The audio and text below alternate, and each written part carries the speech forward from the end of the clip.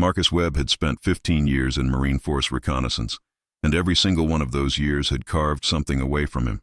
Not dramatically, not all at once, but in small increments, like water wearing down stone. By the time he found himself leading what would be his final patrol through the dense pine forests of the Pacific Northwest, he had become a man who trusted silence more than words, instincts more than orders, and the wilderness more than the institutions he had sworn to protect. It was during that last mission, in the rain-soaked borderlands where Washington state bleeds into terrain so remote that maps still showed blank spaces, that Marcus encountered the wolf. His team had been tracking suspected insurgent movement, foreign operatives using the porous northern border to move equipment and personnel. The intelligence was vague, the mission parameters even vaguer.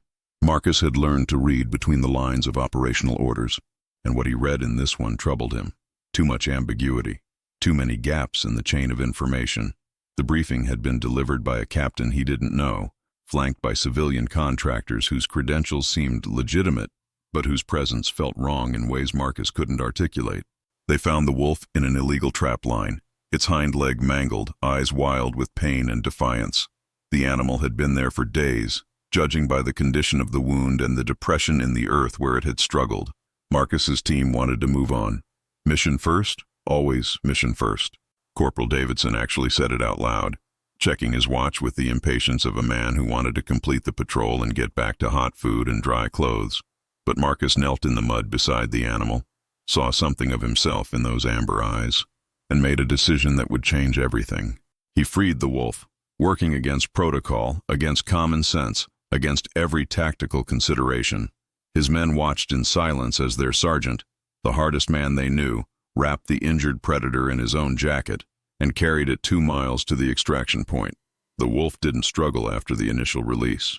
It seemed to understand, in whatever way animals understand such things, that this human meant no harm. Back at Joint Base Lewis McChord, Marcus couldn't shake the feeling that something was fundamentally wrong. He went through the motions, debriefings, after-action reports, the endless bureaucratic machinery of modern military operations. But his mind kept returning to the mission data, to the patterns in the enemy movement reports. He had spent enough years in reconnaissance to know what normal looked like, and this wasn't it. The insurgent activity they had been tracking showed a level of coordination and intelligence that didn't match the profile of opportunistic border runners. These weren't desperate migrants or small-time smugglers. The movement patterns suggested military training, operational discipline, and access to real-time intelligence about American patrol schedules. The wolf survived thanks to a wildlife rehabilitation contact Marcus knew from his off-duty hours spent hiking the Cascade Range. Sarah Chen ran a small operation out of her property near Mount Rainier, one of those people who had left a corporate job to dedicate her life to animals that most people feared or misunderstood. She asked no questions when Marcus showed up with an injured wolf, just got to work with the calm efficiency of someone who had done this 1,000 times. He named the animal Ghost, both for its silver-gray coat and for the way it seemed to move between worlds, wild and tame, predator and companion. As Ghost healed, Marcus found himself spending more time at Sarah's rehabilitation center, then eventually bringing the wolf to his small apartment in Olympia. It was irregular, probably illegal, definitely against housing regulations. Marcus didn't care. In Ghost's company, he found something he hadn't experienced in years: uncomplicated loyalty. Meanwhile, Marcus's professional instincts gnawed at him like a persistent wound that wouldn't heal. He began spending his off hours reviewing mission data, cross-referencing patrol reports with satellite imagery and signals intelligence. He did it quietly, using his security clearance to access information that was technically within his purview, but ethically questionable to pursue without authorization. The base had extensive digital archives, and Marcus knew how to navigate them without leaving obvious tracks. What he found made his blood run cold. The enemy markers, GPS coordinates indicating insurgent positions, supply caches, and movement patterns, weren't random. They formed a pattern, and that pattern correlated almost perfectly with United States military operations. Someone with access to classified information was feeding intelligence to hostile forces, and that someone was doing it from inside the wire. Marcus spent 3 weeks building his initial case before approaching anyone. He cross-referenced operational schedules with reported enemy sightings. He compared supply convoy routes with ambush locations. He analyzed communications intercepts and found coding patterns that suggested the information had been deliberately structured for easy interpretation by foreign intelligence services. Every piece of data pointed to the same conclusion. There was a leak, it was deliberate, and it was coming from someone with extensive access to classified operational planning. Marcus brought his concerns to Captain Reyes, his commanding officer, and a man he had served with for nearly a decade. They had been through 2 deployments together, had saved each other's lives more than once. If Marcus could trust anyone in the command structure, it should have been Reyes. The meeting took place in Reyes's office on a gray Thursday afternoon, rain streaming down the windows in sheets. Marcus laid out his findings methodically, using a tablet to display the correlations he had discovered. Reyes listened with the patient expression of a superior indulging a valued subordinate, his face revealing nothing. When Marcus finished his presentation, Reyes was quiet for a long moment, then dismissed Marcus's findings as pattern recognition run amok. The human brain sees patterns everywhere, Reyes explained, especially when you've been in the field as long as Marcus had. 15 years of combat operations could do things to a man's perception, make him see conspiracies where there was only the fog of war and bureaucratic inefficiency. He recommended Marcus take some leave, see the base counselor, maybe talk about the stress of impending retirement. The conversation was friendly, concerned, and absolutely final. Marcus understood he was being warned off, but Marcus Webb had not survived 15 years in force recon by ignoring his instincts. The dismissal only confirmed his suspicions. If there was nothing to his findings, Reyes would have ordered a proper investigation, if only to cover himself administratively. Instead, he had shut it down immediately and suggested psychological counseling. That was the response of a man protecting something. Marcus began his own investigation in earnest, working in the shadows of his own organization, trusting no one. He became meticulous about operational security, assuming his communications were monitored, his movements tracked, his computer access logged and analyzed. He started using air-gapped systems, transferring data via physical drives that never touched a network. He took photographs of documents with a camera that had never been connected to the internet. He memorized information rather than writing it down. Ghost became his constant companion on long hikes through the wilderness, where Marcus could think clearly, away from the base and its invisible walls. The wolf's senses were sharper than any electronic surveillance, its instincts uncorrupted by politics or careerism. When Marcus talked through his findings, Ghost listened with an attention that felt more genuine than any human interaction he'd had in months. The animal had recovered well from its injury, retaining only a slight limp that was barely noticeable unless you knew to look for it. They would hike for hours through the old-growth forests of the Olympic Peninsula, Marcus working through the implications of what he was discovering, while Ghost ranged ahead, always circling back, always alert. A chance meeting changed everything.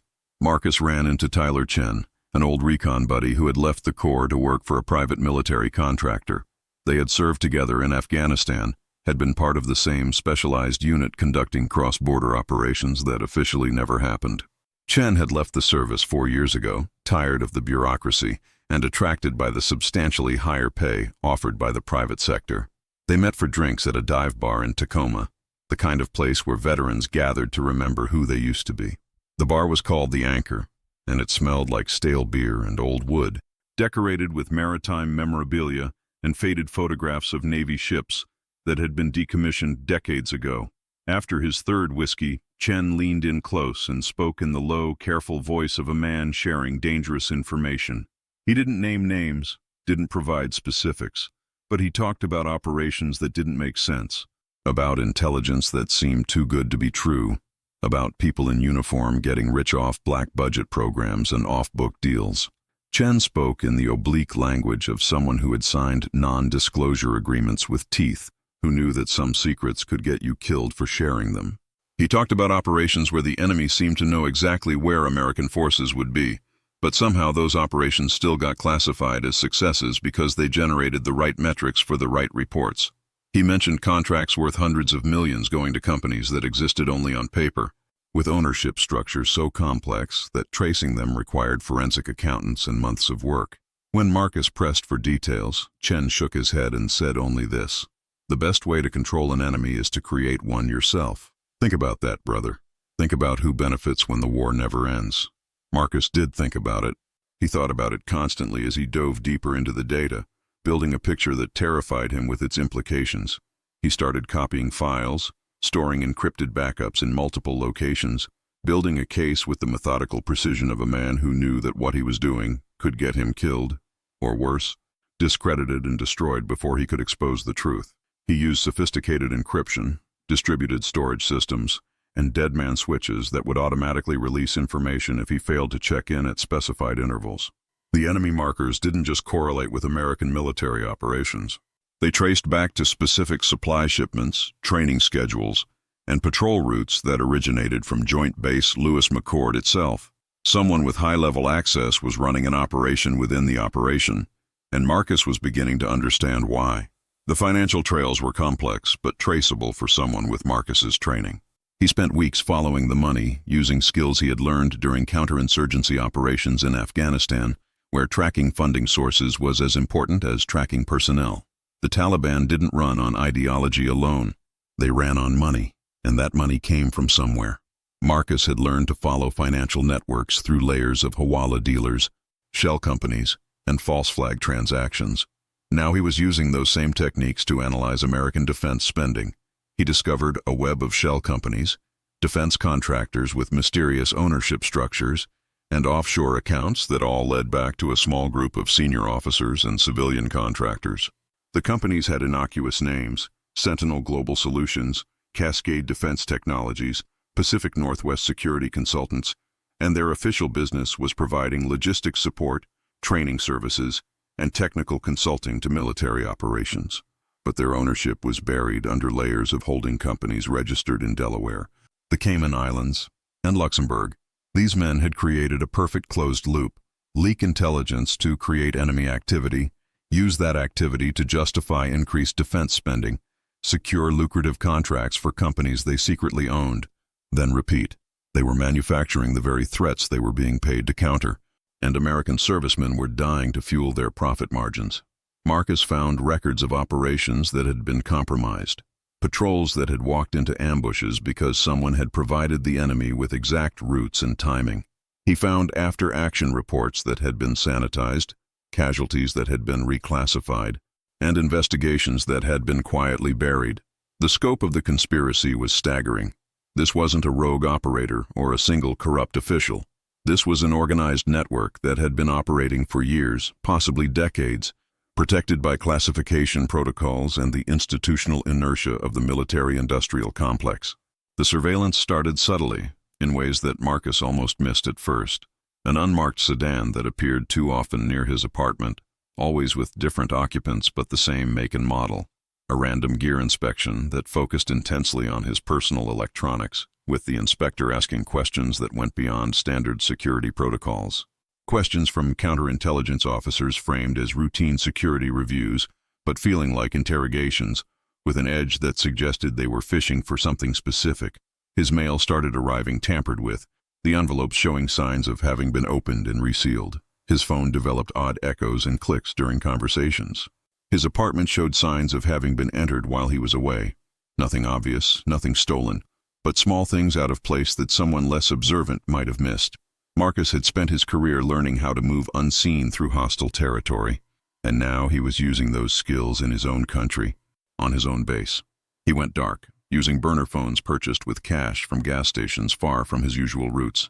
He used encrypted messaging apps on devices that had never been associated with his real identity. He varied his routes obsessively, never taking the same path to work twice in a row, always checking for surveillance. He never slept in the same place twice in a week, rotating between his apartment, a storage unit he had rented under a false name, and the homes of friends who didn't ask questions. Ghost's heightened senses became invaluable. The wolf would tense and growl minutes before Marcus spotted tail cars or hidden observers. The animal's instincts were uncorrupted by the assumption of safety, by the belief that authority meant protection. Ghost knew only friend and threat, and increasingly, the world outside their small circle was registering as threat. Marcus knew he needed help, and there was only one person he trusted enough to approach. Rachel Park was an investigative journalist he had saved during an embed operation in Afghanistan 7 years earlier. She had been covering special operations forces for a major newspaper. one of the few journalists willing to actually go into the field rather than reporting from the safety of Kabul or Bagram.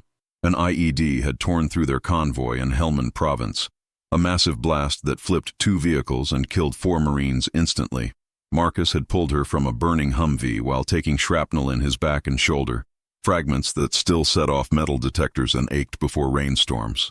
She had spent 2 months recovering from burns and a fractured skull, then had returned to work with the intensity that Marcus recognized, the drive of someone who had seen death up close and decided they had to make it mean something. Rachel had built a career on exposing military corruption, on following the money and the bodies, until she found the truth that powerful people wanted buried.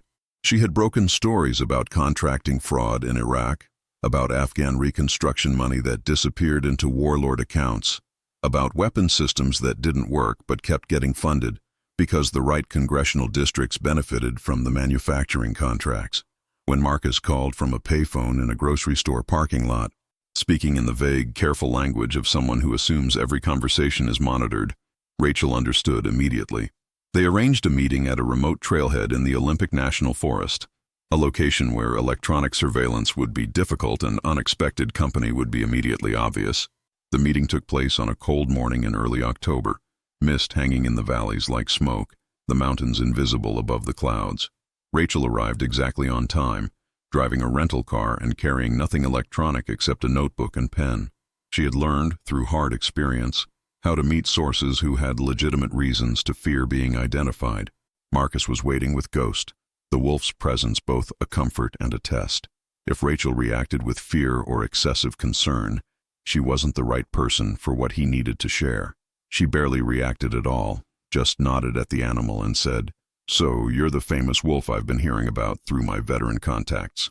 Rachel was skeptical at first. She had heard plenty of conspiracy theories from traumatized veterans, seeing enemies in shadows, had developed a finely tuned detector for the difference between genuine whistleblowers and people whose perception had been warped by PTSD or paranoia. But Marcus wasn't manic or paranoid. He was calm, methodical, presenting evidence with the dispassionate precision of an after-action report. He showed her the patterns in the data, the correlation between classified operations and enemy movements, the financial trails he had begun to uncover linking defense contractors to offshore accounts. He had brought printouts, photographs of documents, hard drives containing encrypted data. He walked her through his analysis step by step, showing his work like a mathematician proving a theorem. Rachel's journalistic instincts kicked in as she reviewed the material. This wasn't speculation or pattern recognition run amok. This was documented evidence of systematic corruption at levels that would trigger congressional investigations and possibly criminal prosecutions. Rachel began her own investigation, using her media credentials to request documents through Freedom of Information Act requests, to interview sources in the defense industry and on Capitol Hill, to follow the money in ways Marcus couldn't. She had contacts at the Government Accountability Office, at the Pentagon's Inspector General Office, at congressional oversight committees. She knew forensic accountants who specialized in tracing offshore money. She knew former intelligence officers who had left the system because they were tired of the corruption.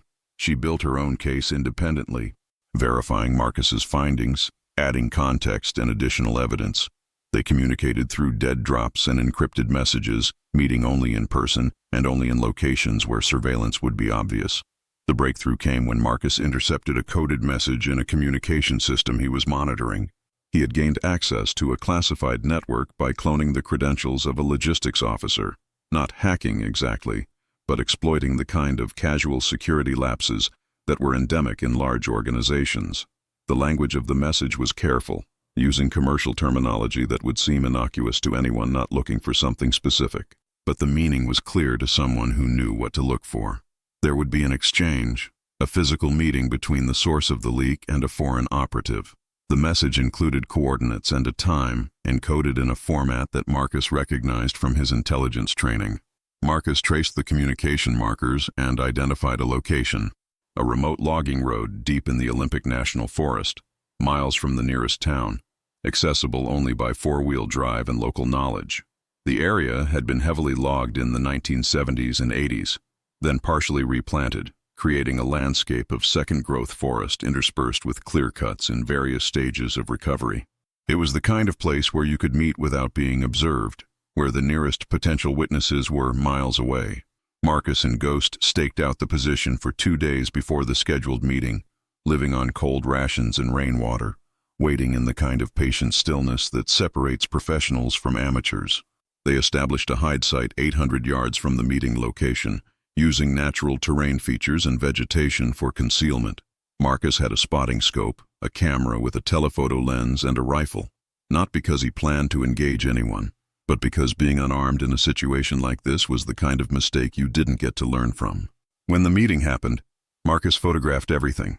The telephoto lens on his camera captured faces with startling clarity, license plates on 2 vehicles, and what appeared to be the transfer of a hard drive in exchange for a steel briefcase. The foreign operative was Asian, possibly Chinese, dressed in civilian outdoor gear that was expensive enough to blend in with the kind of tourists who visited the Olympic Peninsula, but not so expensive as to attract attention. He moved with the economy of someone who had military training, scanning his environment constantly, always maintaining awareness of approach routes and exit options. But what made Marcus's hands shake as he reviewed the images wasn't the foreign operative, it was the American in the clearing. Lieutenant Colonel Andrew Vance, the deputy commander of Joint Base Lewis McChord, the man responsible for intelligence operations across the entire Pacific Northwest region. Vance was in his early 50s, with the bearing of a career officer who had navigated the military bureaucracy skillfully enough to reach senior rank. Marcus had seen him around the base, had sat through briefings where Vance presented intelligence assessments, had heard him speak at ceremonies and official functions. Now he was watching Vance commit treason in a forest clearing, exchanging classified information for what Marcus assumed was money. The exchange took less than 10 minutes. No words were spoken that Marcus could hear from his position. The 2 men simply approached from different directions, executed the exchange, and departed separately. Professional, practiced, the movements of people who had done this before. Marcus had just documented treason at the highest levels of his own command, but he knew the photographs alone wouldn't be enough. The military-industrial complex had perfected the art of plausible deniability, of burying evidence under classification protocols and national security claims. A photograph of Vance meeting someone in a forest could be explained away.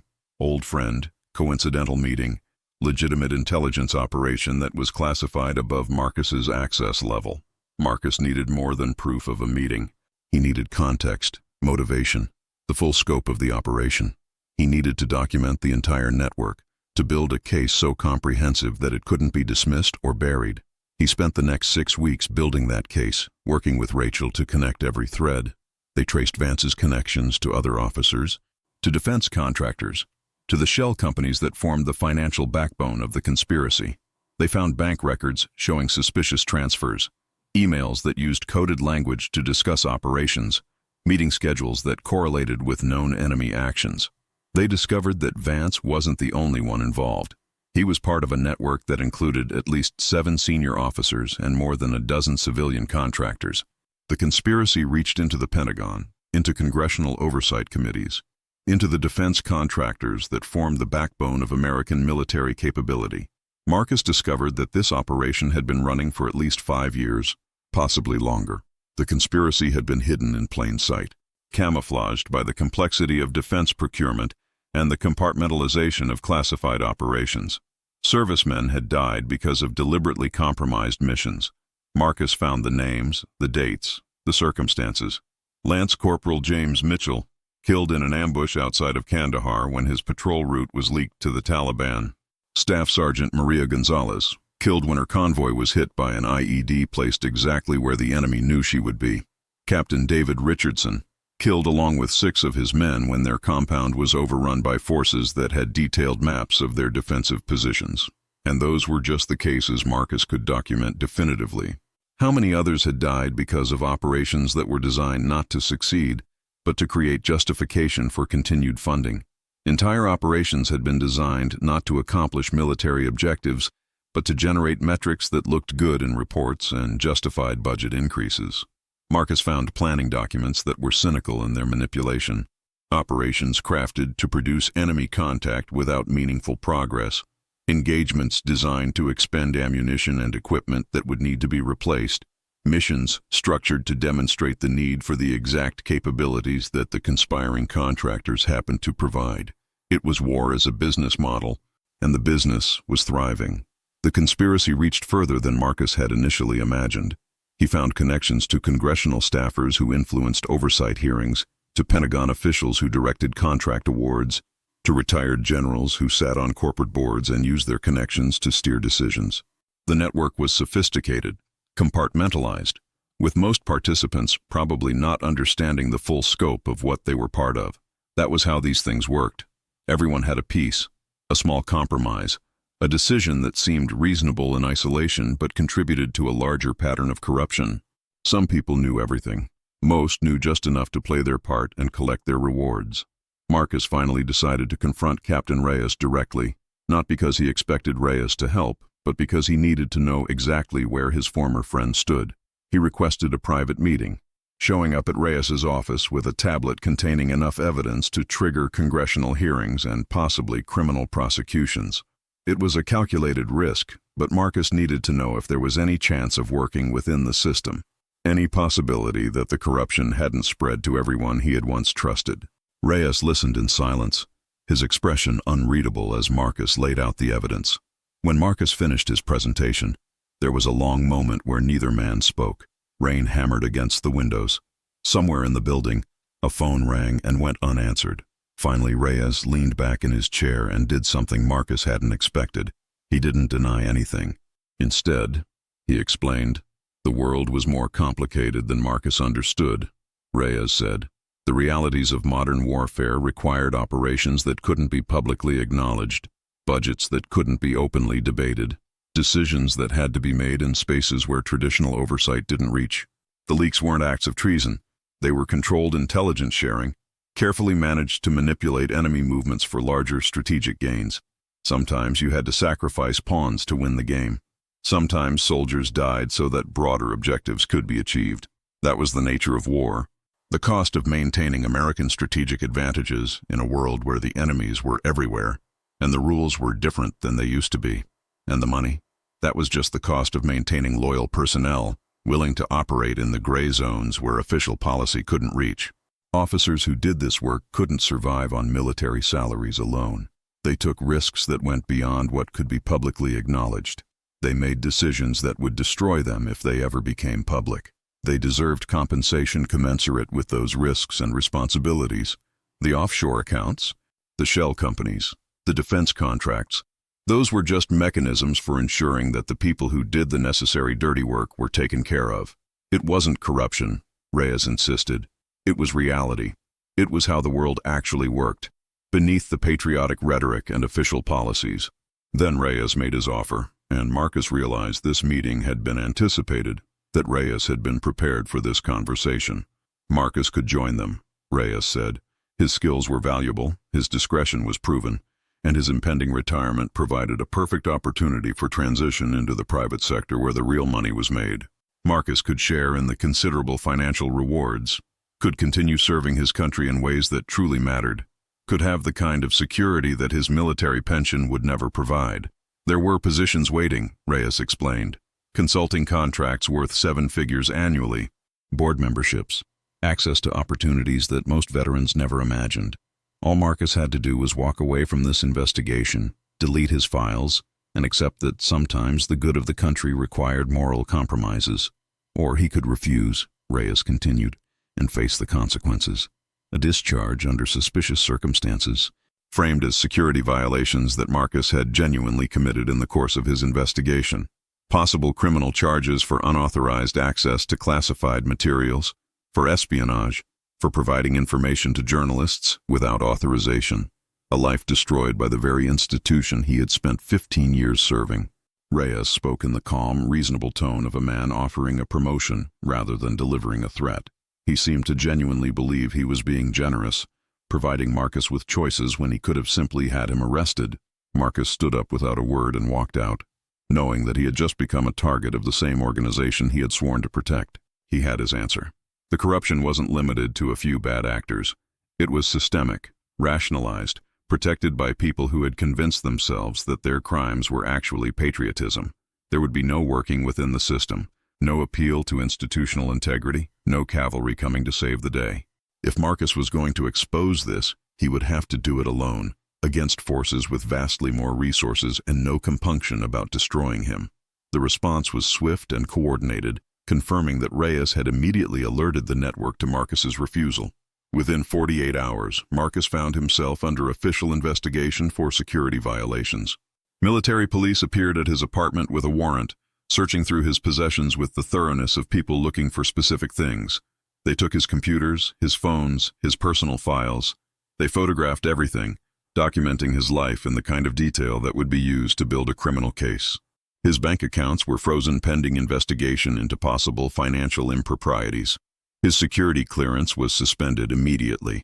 He was restricted to base pending the outcome of the investigation, essentially under house arrest without being formally charged with anything. Military police appeared at Rachel's office with subpoenas, demanding her sources, her notes, any materials Marcus had provided. They threatened her with charges of receiving classified information, with being an accessory to espionage. They contacted her editors, applied pressure through official and unofficial channels, tried to kill the story before it could be published. The machine was in motion, designed to crush them both before the evidence could see daylight. It was a coordinated response that demonstrated just how seriously the conspiracy took the threat Marcus represented. But Marcus had planned for this. He and Rachel had set up multiple deadman switches, encrypted files stored in distributed systems that would automatically release to news organizations, congressional oversight committees, and foreign press if either of them failed to check in at regular intervals. The files were backed up in multiple jurisdictions, some in countries that didn't have extradition treaties with the United States. The encryption was military grade, the distribution system designed to be resilient against interdiction. Even if Marcus was arrested, even if Rachel was silenced, the evidence would still come out. It was the only leverage they had, the only thing keeping them alive. Marcus disappeared into the North Cascades before the military police could execute their restriction order, retreating to a remote cabin that belonged to a dead friend's family. Tommy Brennan had been Marcus's team leader in Afghanistan, had died in a helicopter crash 3 years ago, and his widow had given Marcus a key to their family cabin, with instructions to use it whenever he needed solitude. The cabin was off the grid, accessible only by a logging road that was barely passable even in good weather, miles from the nearest occupied structure. Marcus brought Ghost, his evidence secured in encrypted backups, and the survival skills that had kept him alive through 3 combat deployments. If they wanted to silence him, they would have to find him first, and Marcus knew this wilderness better than anyone in pursuit. The cabin had no electricity, no phone service, no connection to the grid. Water came from a spring, heat from a wood stove. Marcus spent his days checking perimeters, setting traps and early warning systems, and preparing for the inevitable confrontation. He lived like he had in Afghanistan, constantly alert, always moving, trusting only his instincts and the wolf that had become his shadow. Ghost thrived in this environment, reverting to behaviors that were more wild than domestic, hunting small game and patrolling the perimeter with an intensity that suggested the animal understood they were in danger. They came on the 6th day, just before dawn, when the light was gray and uncertain. A paramilitary team operating without official sanction, the kind of contractors who specialized in problems that couldn't be solved through legal channels. Marcus heard them before Ghost did, the sound of vehicles approaching slowly on the logging road. Engines running quieter than normal vehicles. He was already moving when Ghost's growl confirmed the threat, grabbing his pre-packed gear and slipping out the back of the cabin into the forest he had already scouted and mapped. They were good, Marcus had to admit. They moved with tactical discipline, establishing a perimeter before breaching the cabin, using hand signals and suppressed weapons. But they were hunting Marcus on his terrain, and he had Ghost beside him. The wolf's senses provided early warning of the sweep patterns, allowing Marcus to stay ahead of the search teams. He used the terrain like a weapon, leading his pursuers into bottlenecks where they had to bunch up, across unstable ground where their heavier gear became a liability, through dense underbrush where their numbers became a disadvantage. He stayed mobile, never stopping, never engaging directly. He wasn't trying to win a firefight. He was trying to survive long enough for Rachel's article to publish. The story broke at dawn on a Tuesday morning, coordinated across 3 major newspapers simultaneously, to ensure it couldn't be suppressed through pressure on a single publication. Rachel had worked with editors who understood the stakes, who had verified the evidence independently, who had legal teams ready for the inevitable attempts at prior restraint. The headline was simple and devastating. Senior military officers leaked classified information to foreign operatives while profiting from defense contracts. The article detailed everything Marcus had discovered, everything Rachel had verified, with documents and photographs that made denial impossible. By noon, every major news network was covering the scandal. Congressional leaders were calling for investigations, each trying to position themselves as shocked by revelations that some of them had likely enabled through their oversight failures. The FBI arrived at Joint Base Lewis McChord with warrants, taking control of the investigation from military authorities who could no longer be trusted to investigate themselves. Lieutenant Colonel Vance was arrested at his home while trying to destroy evidence, his lawyer already making calls about immunity deals. Captain Reyes was found dead in his office from an apparent suicide, 2 shots to the back of the head, which investigators would later rule suspicious, though no one would ever be charged in connection with his death. The house of cards was collapsing, and Marcus allowed himself to believe, for the first time in weeks, that he might actually survive this. He emerged from the wilderness with Ghost at his side, surrendering not to military police but to FBI agents who had secured warrants independent of the military chain of command. The special agent in charge was a woman named Sarah Morrison, who had built a career prosecuting public corruption. She took Marcus's statement herself, treating him as a witness rather than a suspect, understanding that he was the victim of the system he had exposed rather than a perpetrator of crimes against it. Marcus spent 3 days in federal custody, answering questions, providing evidence, watching as the conspiracy he had uncovered metastasized into the largest military corruption scandal in a generation. The scope kept expanding as investigators pulled threads and found more connections. 7 officers were eventually indicted, including 2 generals who had been considered candidates for positions on the Joint Chiefs of Staff. 14 defense contractors were charged with bribery, fraud, and conspiracy. Congressional hearings lasted 6 months, producing thousands of pages of testimony and recommendations for reform. Legislation was passed with unusual bipartisan support, creating new oversight mechanisms and whistleblower protections that might prevent similar corruption in the future. Marcus was never charged with a crime. Instead, he received a quiet pardon, his service record amended to reflect an honorable discharge with full benefits. There were no medals, no public ceremonies, no acknowledgement of what he had done or what it had cost him. Men like Marcus didn't do what they did for recognition. They did it because someone had to, because institutions left unguarded would always drift toward corruption, because the hardest duty was standing against your own when your own had become the enemy. He bought a small homestead near the Canadian border, in a valley where the nearest neighbor was 5 miles away, and the mountains rose up on 3 sides like walls against the rest of the world. The property had 20 acres of forest and meadow, a stream running through it, and a small house that had been built by hand in the 1950s. Ghost adapted to domestic life while retaining the wild edge that made him more than a pet, still hunting at night, still patrolling the perimeter, still serving as an early warning system even though the threats were theoretical now. Marcus spent his days working the land, repairing the house, hiking the mountains, and slowly processing 15 years of service that had ended in betrayal. He read a lot, everything from history to philosophy, trying to understand how institutions failed, how good people convinced themselves to do bad things, how corruption became normalized until it was invisible to those inside the system. He wrote some too, though he never showed anyone what he wrote, just reflections on everything that had happened, attempts to make sense of choices that had seemed impossible at the time but inevitable in retrospect. Some nights he still dreamed of that moment in the forest when he freed a trapped wolf, seeing now that he had been freeing himself as well.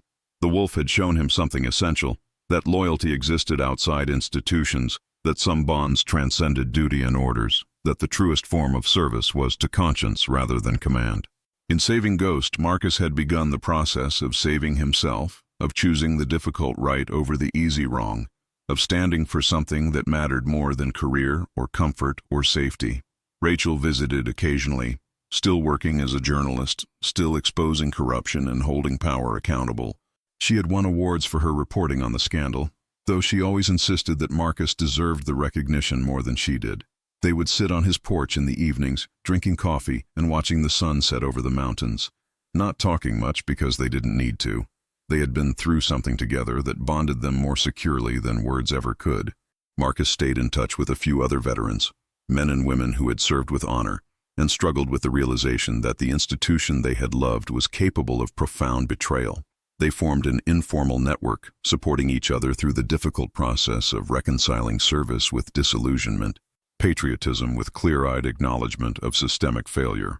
Some of them had blown their own whistles on various forms of corruption. Others had just walked away, unable to continue serving an institution they no longer trusted. All of them understood what Marcus had done and why it had mattered. Years later, when Marcus was asked by a documentary filmmaker whether he regretted his choices, he thought for a long time before answering. He had lost his career, his brothers in arms, his place in the institution that had defined his adult life. He had been branded a traitor by some, investigated and harassed, threatened and hunted.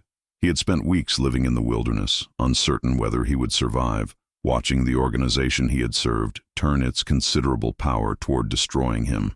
But he had also exposed systematic corruption, prevented future deaths, helped restore some measure of accountability to institutions that desperately needed it. He had done what was right, even when it was hard, even when it cost him nearly everything.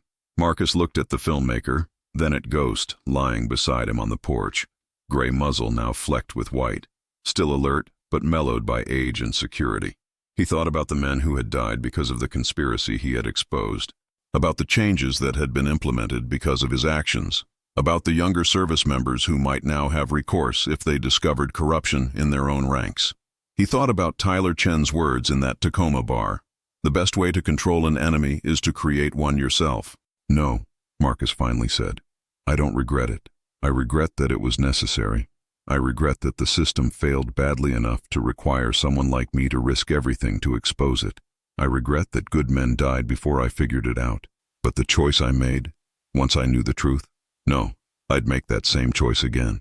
He was quiet for a moment, then added, the hardest part of being a soldier isn't fighting the enemy. It's knowing what to do when the enemy is wearing the same uniform you are. When loyalty to your brothers conflicts with loyalty to what they're supposed to stand for. That's the test that matters, and most people never face it, because most people never find themselves in a position to see the corruption clearly enough to do something about it. Marcus Webb had hunted many things in his career: enemy combatants, weapons caches, intelligence targets, but in the end, the most dangerous prey had been the truth, and the hardest hunt had been the one that led him home to himself, to a place where he could finally rest with his conscience intact and his soul unburdened by complicity. He had paid a price for that clarity, but it was a price he could live with. And every morning, when he woke to sunlight streaming through the windows of his small house, with Ghost sprawled beside the bed and the mountains visible through every window, Marcus felt something he hadn't felt in years. Peace, not the absence of struggle, but the presence of integrity. He had been tested and had not failed. Whatever else might be said about his life, that would always be true.